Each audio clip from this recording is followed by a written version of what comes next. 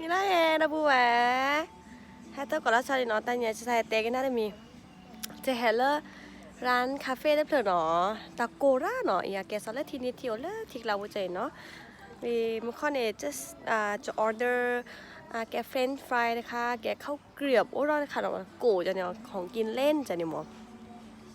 ไม่จะเดือดเต็มเมียเปิดรอเต็มเมียจะเป็นอะไรปะเล่จะได้สิเนี่ยเนาะนี่ก็จอดตาที่จะคุยอีเนี่ยจะคุยย่อเนาะอย่าเต็มเมียโพสก็เต็มเมียก็โพสชี้กันเงี้ยพวกกันนี่นะอีนั่นเอง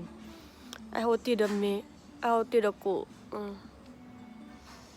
เราให้ดูอย่าจอดสกัดแต่จะรู้สึกจะเมจะทักว่าเบ็ดดูละนี่นะคะเพื่อนๆค่ะตอนนี้เพิ่งมาอยู่ที่คาเฟ่แห่งหนึ่งนะคะอยู่แถวหางดงนะคะริมแม่น้ำนะคะเพิ่งสั่งข้าวเกลียบกับอะไรนะเฟรนช์ฟรายแล้วก็มีมดติดมาหลายตัวเลยนะเมื่อกี้เพิ่งเห็นนะคะ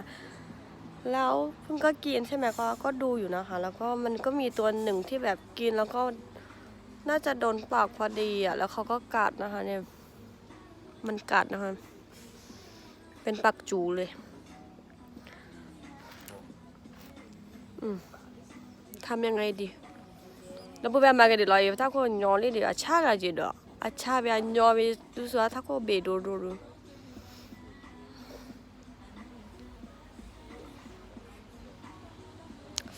aku hijau tak buat dah kata tapi tak namanya saya telan ada ni lah alani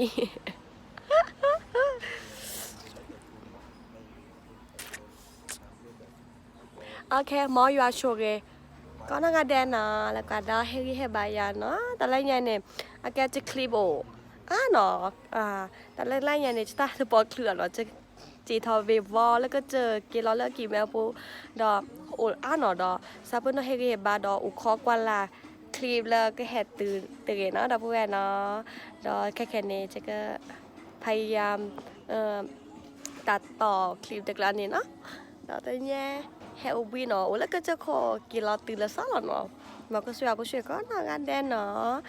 ดอสิบละดอกผู้แวนก็นางานแดนแล้วโอ้เพย์ดอเฮกิเฮบายาทบเนาะ